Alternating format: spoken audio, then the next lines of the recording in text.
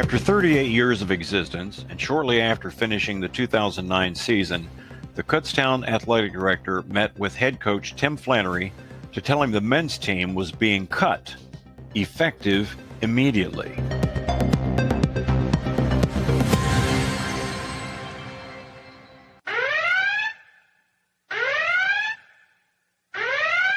It was just absolutely devastating. It was probably the worst day in my professional career. The comments and opinions of the hosts and guests are their own and do not reflect those of their employers, friends, families, or casual acquaintances. The following program is brought to you in living color on A2B.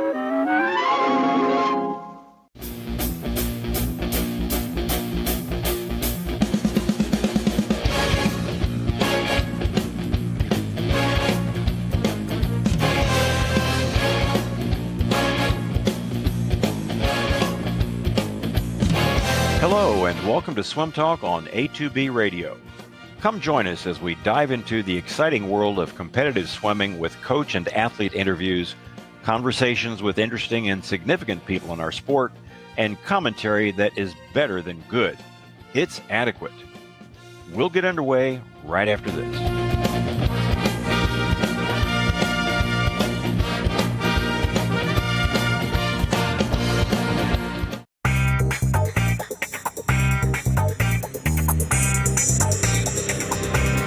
This episode of SwimTalk A2B is being brought to you by EddieReesBook.com.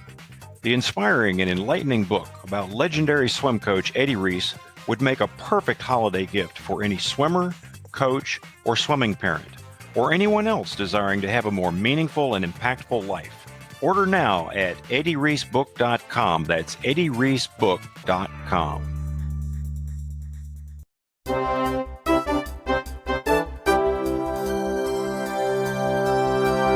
There's often some getting to know you time before we start the podcast in earnest. This is one of those times.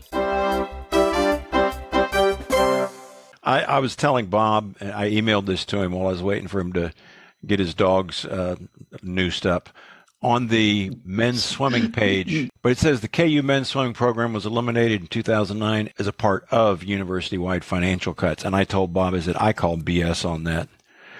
Everybody did. I do too. They find a reason, and they always blame it on money and finances. And I had a swimmer at my high school who got a scholarship to swim for Cal Bentz up at Nebraska. Yep. And then they cut the men's program. Mm-hmm. And they said it was for financial reasons, and they needed to save 1.3% of their athletic budget. So what they could have done, in my mind, and I wrote an editorial about this that got published in a number of places, if they could have eliminated 1.3% from every athletic program, that would have solved the issue. But no, they got rid of men's swimming. And guess what?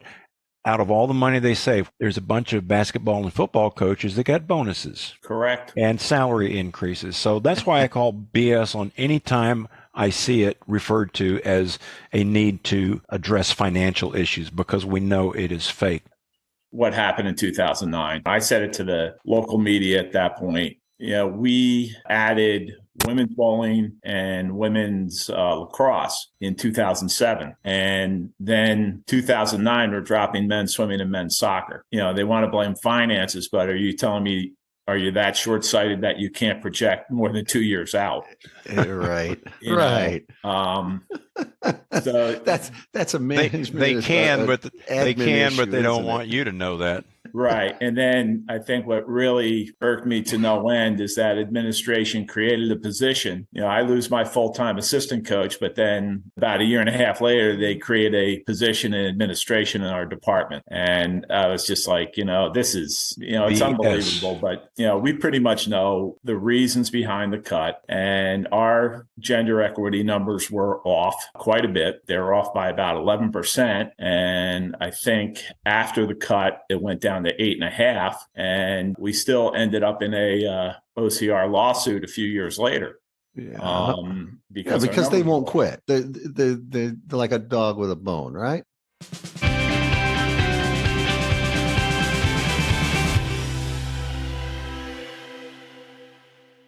Well, our guest this week has some exciting news to share with us. Bob, how about you introduce him and tell us where we're going today? Okay, today we're talking to Kutztown University head swim coach Tim Flannery. Coach Flannery's in his third decade at the helm up in Pennsylvania. Tim, we visited a little when Mansfield hosted the D2 championships in 2012. How have things been going for you and your programs since then? They've been great the past week. Yeah. Hey, yeah. Okay, let's go there. Exciting news that Kutztown is restoring the men's program. Real quick on the recruiting front. Have some young men reached out already? I'm wondering, are they wondering when they can hit the water for you? Yeah, we got 5 inquiries. 5 kids filled out questionnaires on Monday. All right. Within hours of the announcement. It's been all over social media. So I'm excited because our administration has been absolutely stellar. Our president, Ken Hawkinson, I think he's done a great job with athletics. He gets the value of athletics. And the one thing, this is probably about 5 years ago, during a homecoming, we had an alumni gathering, and Dr. Hawkinson came to the pool. And one of the things he said to the men's team, he said, I want to talk to him. And he said, guys, we're trying to work on a plan to get you back. And that was like a glimmer of hope right there. Awesome. Yeah. And sure enough, he was true to his word. He goes, it's not going to be next year, but, we're working on it. And sure enough, they worked on it. And we have a athletic director, Renee Hellert, who has been in the job for 19 months. She has been phenomenal. She has gotten a lot accomplished. She backs up her coaches, which has been fantastic. And also, I can't forget our vice president, Matt Santos, who oversees the athletic department. Matt and I have known each other for 30 years. He was here when the cut happened. He was I think he was the assistant public relations director at that point in time. And he's advanced up to vice president. But Matt also was integral in getting this program back. So I'm just excited for the future of the program. Oh, yeah. Well, let me bring some listeners up to speed that may not know what we're talking about. Before Kutztown dropped your men's program, both your men and women were competitive at the national level. You had a couple of top 10 finishes at NCAAs with the women, as high as 15th with the men. And last year, the 7 of the 8 teams that finished ahead of your women at conference, support men's swimming. Okay. Mm-hmm. And it's no coincidence that programs fall on tough times when they drop men's component, is it? Can you talk to that a little bit about what went on from the time they dropped your men to today? What's gone on? We hit our high water mark the year after the drop, 2009, 2010. We finished 4th in the conference. We were 16th at NCAAs that year. But the thing is that the following year, that's when we kind of went into a free fall. We finished 7th the following year in 2011. And then we went to 9th in 2012. And then we started bouncing back and forth between 11th and 12th place the following years. We got back up to 9th place in 2020. We got to 9th. And then last year we were 9th again. So the thing is, in our conference, we have 5 women-only programs. Usually, those teams will finish 8th to 11th or 12th. And it's tough. And I think like this year, Millersville may crack the code and be able to get in front of one of the teams. But it's been a struggle. And the thing is that men's and women's swimming together, especially in the state of Pennsylvania, where the seasons are the same. A lot of these high schools have the same coaches. Why wouldn't a young girl want that in a college program? Exactly. It's a social thing. We had somebody give my men's team a grief. They were quoted in a newspaper article saying, well, the women need us. And they automatically thought that, these guys are just saying that because they think that they have to be in the water in order for the women to train better. That's not the case. It's more social than anything. The thing is that in those latter years of when we had the men's program, it took a while, but I finally had both those teams cheering together. Yeah, they had each other's back. They took care of each other. And when we would have a women's only meet somewhere, say at East Stroudsburg, these guys were driving up to the meet and with shirts off, body painted. They're up in the stands going crazy up there. And they would do it at home meets as well, too. So the thing is, both teams supported one another. And when, we lost that men's program, it was tough on the women. In fact, our parents of the women's program were probably the most vocal about the drop. They tried to lead the charge as much as they could. But eventually we lost it. But, we just kept the optimism up over the past 13 years and we finally got it back. Well, Tim, I didn't share this with you, but my next question was going to be, did you notice a change in your women's team's culture when the men left? And if so, will restoring the men bring something back? It's very interesting. You said something about this. Yeah. What's so funny is I know of at least some of my men and women swimmers are now married and having kids. That's one thing. It's we haven't had many weddings as far as that's concerned. But the thing is, it's just, I think the more the merrier. And what this is also going to do, besides add in a men's program, I'm going to be able to recruit a bigger team on my women's side.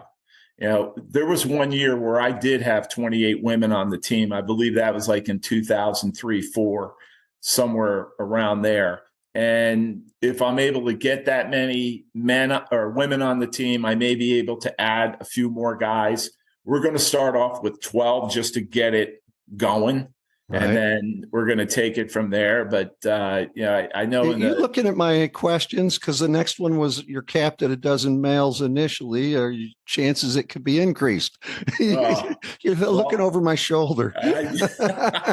I'm probably pretty good at anticipation. I don't know. But that's the goal. And I think that, as I told my athletic director, I know you want 20, but I'm not stopping at 20. Next year, right now, we have 4 commitments for next year. I'll only lose 1 senior. This past year, we had 10 freshmen come in. So we should be above 20 next year. And then the year after that, I'm only going to lose 2. So Great. Everything is pointing in the right direction right now. I'm encouraged. I really am. And I haven't been this motivated in recruiting since 2009. Well, I want to go back to then. Let's go back to that for just a minute. Now, things changed dramatically for you and the program in recruiting. It didn't change in your coaching, right? Now, the program kind of slid in conference and NCAA's standings.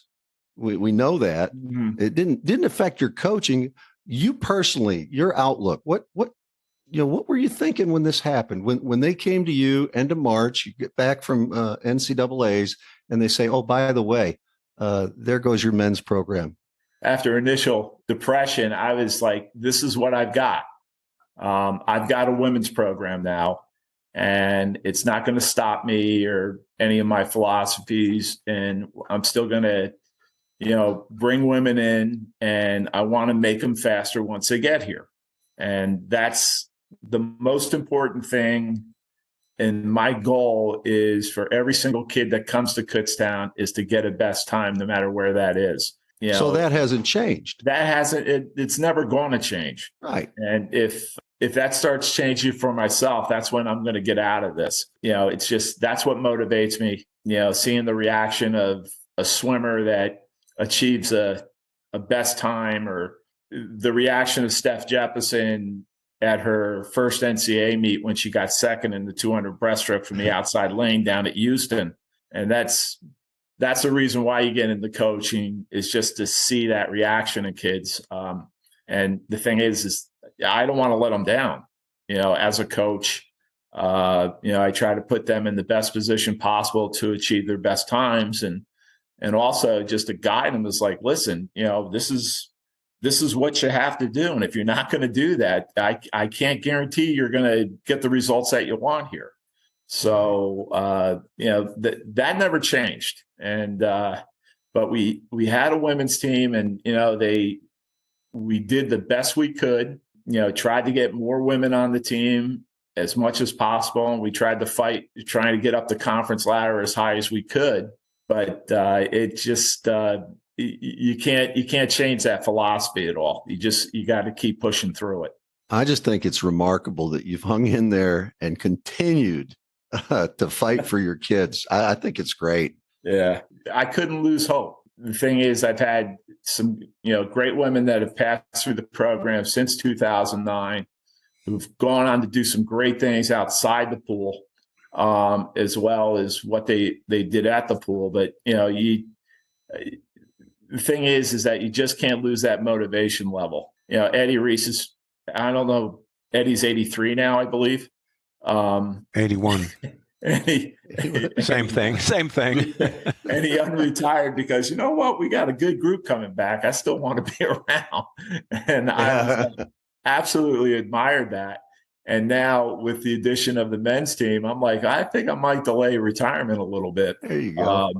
So that's going to be my next major challenge, is just making sure that this program is on stable footing whenever I decide to leave, but that's not going to be anytime soon. Great. Dana, I've been monopolizing this. What you got? I got a question. In 2001, Phil Whitten wrote an editorial for Swimming World magazine. A reply to that story was written by a young coach, Bob Button, from Bay City High School. And Phil was taking an analytical, very much younger. Phil was taking a very analytical look at the disaster of dropping men's programs right and left. He's got a whole list. Of course, the big one was when UCLA dropped, but then Illinois dropped its program, and we've just seen them left and right.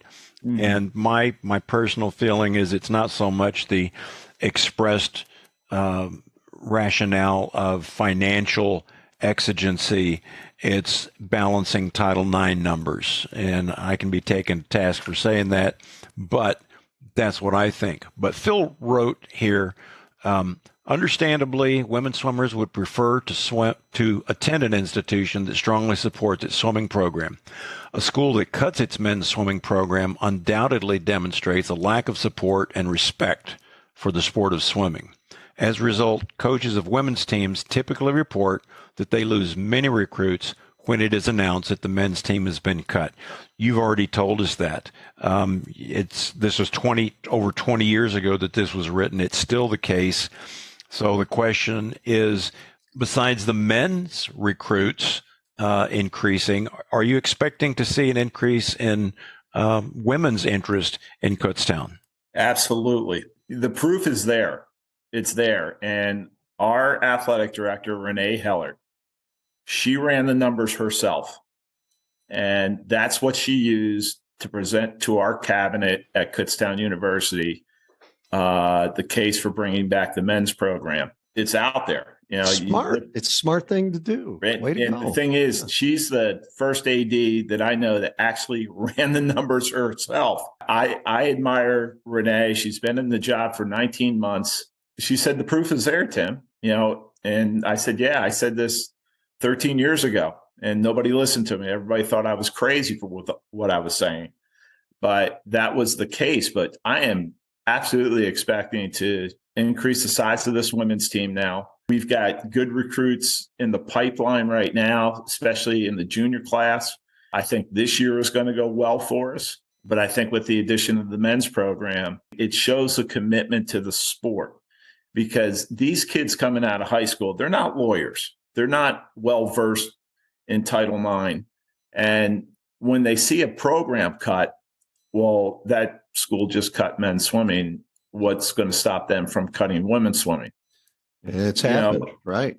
that's the mindset, and that did happen at Slippery Rock in our conference. And Slippery Rock had a great program, and they used the lame excuse, well, our pool's not up to competitive standards. And when I saw that, I said, well, that can be used against any one of us. Yeah. And then you know what Slippery Rock turned around and did? They built a beautiful pool in their new rec center. And Thanks a lot. Yeah. Exactly. And it just absolutely floors me. They have a club program out there now. That just floored me when they turned around and did that. But just getting back to that question, yeah, we're going to absolutely be able to increase the size of this women's team. And I think we've got a good start on it right now. And I think we just have the right things going for us, going in our direction. Let me add this. How was the girls' reaction when they found out that the men's team was coming back? How did your girls respond? And tell us a little bit about that. What was very funny was I knew this about, I think probably about 4 or 5 weeks ago that this was going to happen. But my athletic director says, you can't say anything to anybody about it. So, oh boy, that was hard. It was hard. And the thing is, coaches were asking me, hey, what have you heard about a men's team? And I said, I haven't heard anything. So we told our coaching staff on Friday, December 9th. And then we were going to tell the women's team before we got on the bus to go to Keene University. We had a swim meet that night in New Jersey. And so we brought the women into a classroom at Keystone. They all thought they were in trouble because the athletic director was going to be at the meeting. I said, I think it's about a mental health initiative that she's trying to get off the ground and she wants your opinion. I, lied to him. And so she came in and she said that, this is what we're going to do. We're going to do it in 2024. And I think the girls were a little stunned because we had 5 returners from last year and we had 10 freshmen on the team. And the thing was, the freshmen were, they were a little bit stunned, but nobody was like, oh my God, the men are coming back. They were just, is this really happening? I think it was just a surreal moment. Yeah. And then, Renee wanted to be there to answer any questions, but I told her probably most of the questions are going to be about how are we going to train now and those sort of things that I can handle. But, our women, one of the things that they would do every single year was they would, on the coaches' evaluations, they would put at the bottom, bring back the men's team. They've been doing that every single year since 2009. So that's awesome. But they're excited about it. And it's just going to be a lot of fun. Now we're going to go, one more year as a women's only program. And then the men come in 2024, but it's just exciting. It really is, and I think they're not going to believe what's going to hit them come a year and a half. And it's just. I think I know my reasons, but why do you think having a men's program elevates the women's program? I think it's a social thing. To be honest with you, you can get the training in, but the men are, having them there. And one of the things, and I read a article this morning about Eddie Reese, and the same holds true with our program. And I tell them, you guys, you got to support each other. You got to have each other's back. And you got to help each other. If you see a teammate that's down, you pick them up and you bring them. And that's what we're going to get back with our men's program is just, it's going to be more bodies in the pool. But it's going to be that much more support because the one thing that, I do, is, I've got 2 teams, but it's 2 teams, 1 program. And, they have to, and this is going to be the best part is actually our schedule is going to be way different now. Because now, I can schedule Bloomsburg. I could schedule Edinburgh. I can schedule Westchester. And well, Westchester's the gorilla. Oh yeah, they're the 800-pound gorilla in the conference. But yeah, we used to swim. That's cool. Yeah. And but we had great meets with Shippensburg, and but we get to swim those teams now. Making the schedule is going to be so much easier. Like this year, I see East Stroudsburg. Man, I'm going to see them 4 times. We swam them twice out of Cal. We're going to swim them our first meet back on January 14th. And then we're going to see them a couple of weeks later up at their place with Felician. So it's been difficult because, scheduling a Bloomsburg, what are they going to do with their men's team? Right. That's the tough thing. So that's what's going to be exciting about this whole thing. And that's another angle for these programs that have gone to women only. I think that's another thing for their ADs to look at. Yeah.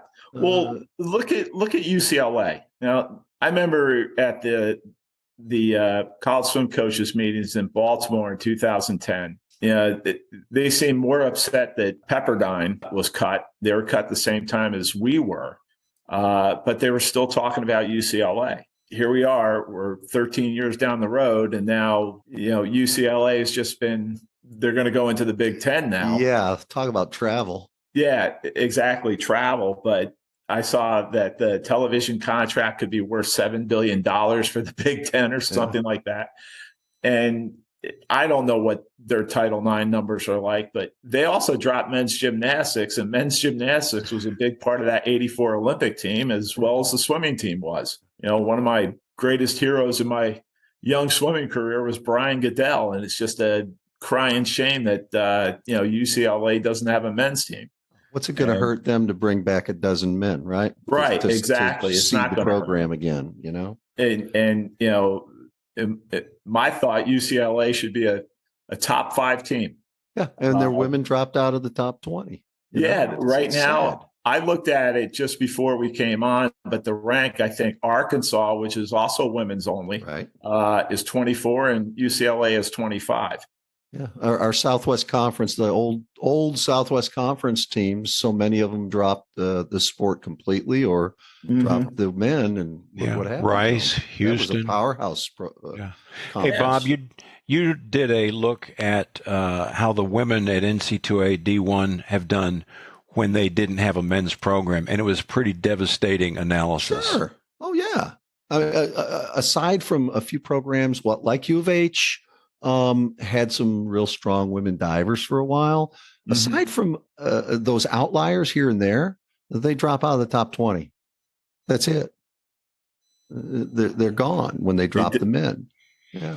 University of Miami does it all on diving. Exactly. Those are the outliers, right? There'll be an occasional good swimmer or two, or maybe a good relay. They'll get there and they'll score, but most of the time they're out of the top 20. Since we mentioned CSCAA once in a while, ASCA. Did either of those organizations help you guys in this? Not really. No, not really. It was your AD. It was your new AD that gave you some help. It was our new AD, and that was the thing. Was just that we had a complete turnover in administration. Dr. Hawkinson has been at Kutztown now since, I believe, 2014. And Renee Hellert, our athletic director, has been here for 19 months. So you're saying presidents and ADs need to be moved out of those other programs, and that's our hope, huh? You got to get well, I'll tell you what, I didn't have $10 million sitting in my back pocket, but that's the whole thing, is that you have to have an administration that believes in the value of athletics. And here's the thing that they look at.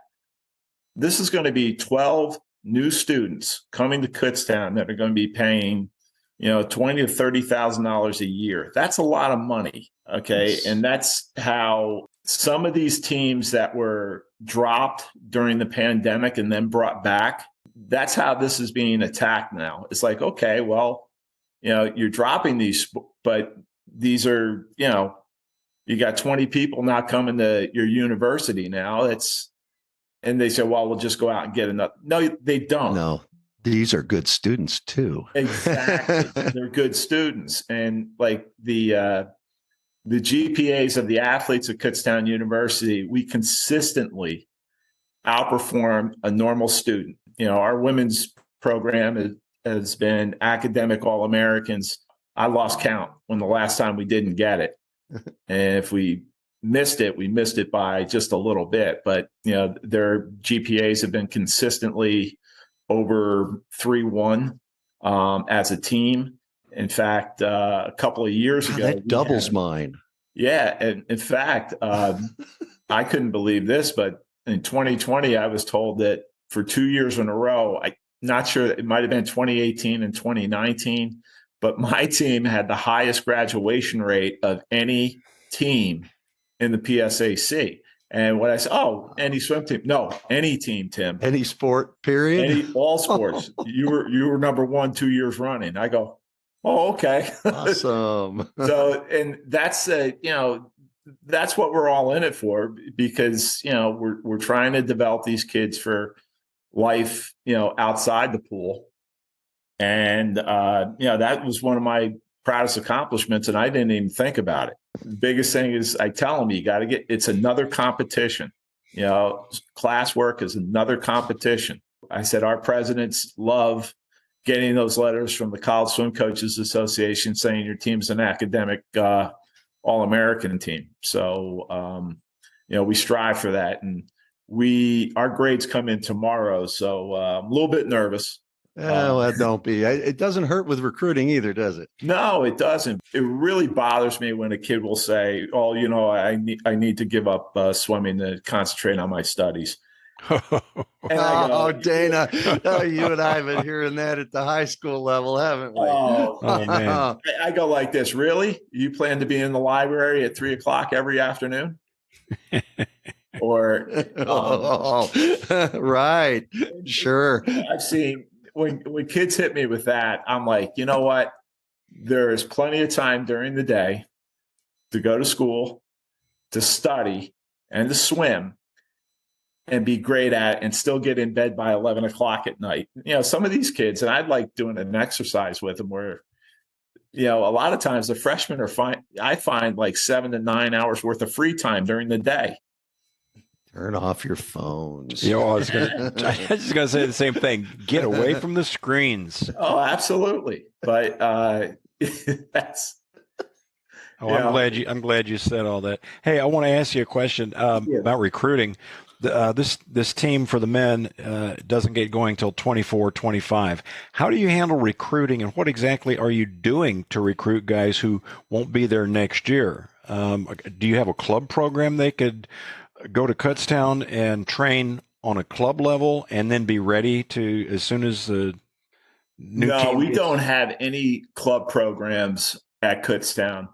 The biggest thing that I'm doing right now is I'm looking at the juniors, and that's what I'm doing. So more scouting then? Yeah, I'm doing a lot of scouting. Like this coming week, I'm going to be going out to a lot of high school meets at in Berks County, probably going down to Wilson. We have, I know there's a junior girl down there that's looking very seriously at us, but I want to go down there. I want to go to Governor Mifflin. We have a swimmer who's coming here next year from Muhlenberg High School, which is right down the road. So just getting out there, it's like, hey, we're back. I think they'll be approaching you in the stands. They'll be. Well, I got you can't talk to me during the meet. You gotta, hey, coach, get outside. Are you mom and dad up to see you? Yeah, exactly. Are you printing up new men's swimming T-shirts yet? Well, you know what? I've never said women's swimming or men's swimming on shirts. It's just Kutztown swimming. Well, that's good economics then. It's just really exciting. I'm just, I'm excited to get out there, this week and, talk with coaches. Yeah, I feel 20 years younger. That's wonderful. Bob, thinking of the. Go ahead. Oh, I was going to say, we'll turn the Wayback Machine. I try to ask this question a lot on our podcast. Plenty has changed in our sport since you competed. Is there anything that stayed the same, an absolute, if you will? since you broke into the college coaching ranks back in the 80s? Something that hasn't changed in our sport. You still got to work. Work works. Yeah, oh yeah, work Nation. You bet. Nothing comes easy because nothing easy does any good. Oh, I like that. That's a T-shirt for us, yeah, I guarantee. I think I saw that on a T-shirt somewhere. Okay. But that's never going to change. Techniques change. We never thought about dolphin kicking back in the 80s, but we do a lot of that now. You have to put in the work. And the thing is there's no getting around that. That's the one thing that has never changed. I think that's probably the one. You have to have that sort of tunnel vision a little bit as a swimmer. Our top swimmer right now is a girl, Gracie McKee. Tomorrow is our last day we can train because Division II has an athletic dead period, which I think is just absolutely insane. For how long? We go for a week. Got to send them home or just kind of hang out. Yeah, we're not allowed to have any organized practices or competitions. And this is only in Division II. Of course, Division III and Division I don't do it. So why are we, why are we doing this? Well, tell us about Gracie, your worker. Well, Gracie just has this focus about her, and she's from nearby in Gilbertsville, which is about 20 miles away from Kutztown. She sent me a text this morning and say, "Hey, coach, are you going to be in tomorrow?" I was like, "Yeah." She goes, "Can I get in?" I was like, "Yep, absolutely." What's a good time? 9:00. I said, okay. And then she sent a text message out to a couple other kids that are local. It's like, hey, I'm going in at 9. And so 3 other kids are coming in as well. But she just has this focus and this training. And you know what? It's when kids get that, it's amazing to see. And, sometimes, like any athlete, you got to kind of talk them off a ledge a little bit. But the thing is, she just has this great focus. And I haven't seen that in a long time. And, we absolutely lucked out with Gracie coming here. And she broke a 25-year-old record at the Franklin Marshall Invitational. She went 56.6 in the 100 backstroke. And Nice. Now her goal is to try to get to NCAA. She was bummed out that she missed the B cut by 0.02 in the 200 backstroke. She went 2:02.9. She broke her own school record she set last year. Nice. She's on track for it. But what's so funny is that when I first came to Kutztown, that won nationals. Underwaters has really taken over, huh? Yeah, and it's funny. 2:02.9 can't get in. You got to be a lot faster now. So hopefully, with the next couple of weeks coming up, we can have a good taper and see how fast we can go at PSAC championships. But that's the one thing. It's just that focus on an athlete. And she's been swimming so well. And it's always fun to see that in kids. And it's fun to see them develop that. That's probably the best part. Well, I didn't look, Coach. Where are you guys going for conference this year? We are going to the Graham Natatorium down at York YMCA. We have been there every year since 2014. I'm hoping that they fixed their HVAC system because it fell out of the ceiling about a month ago. I haven't heard anything since, but one of my kids said, "Coach, this happened at York." And I saw the picture and I was like, wow, that's exactly where Edinburgh and Gannon sit. The thing came crashing down out of the ceiling. So I'm hopeful. I haven't heard anything from the conference that they're going to change. I was going to say, you think you're having your meet there. Yeah, I'm pretty sure we're going to have it there. And, it's been good. And the nice part is that, the YMCA at York loves having us. The York Visitors Bureau loves having our meet there. And it's a great facility. So, we're excited. But the thing is, the season goes so fast when everything is going right. And, things have been going right, especially this past week. This is something I've been waiting for 13 years. So as I tell the the women is like, listen, you can't lose your focus. Over the break, you got to make sure you're getting in with your teams at home, and or if you don't have a team, you're getting in the water, because when you get back here on January 2nd, I'm not going to have any sympathy if you're out of shape, because it's going to be August all over again, and that's not what we want. So I'm happy with where I am now, and just the prospects of being able to rebuild this men's program and our whole program in general. I'm just excited about it. That is pretty cool. That is really great news to hear, and that probably is a good place to wrap this up. Tim, what's the email address for anyone interested in applying to Kutztown, men or women? Do you have something you can share with us? Yeah.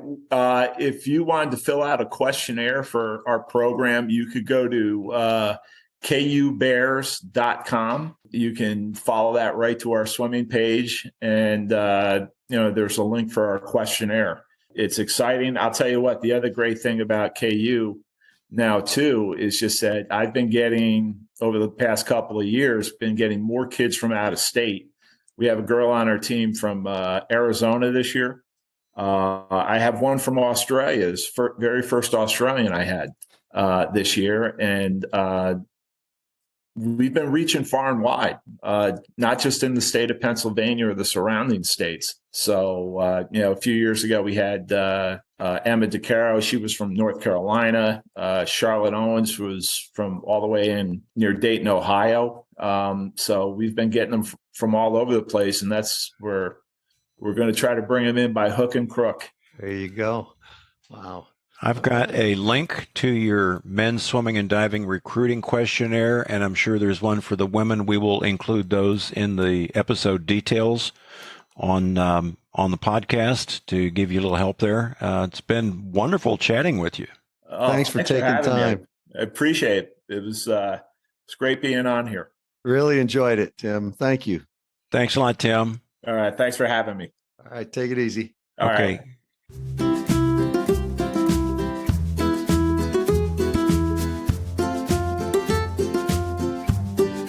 We hope you've enjoyed our visit with Kutztown University head swim coach Tim Flannery as much as we did. If you or someone you know might be interested in the swimming programs at Kutztown, check out this episode's description on Spotify for links to recruiting questionnaires. You'll be glad you did. This episode has been brought to you by EddieReisBook.com. That's EddieReisBook.com.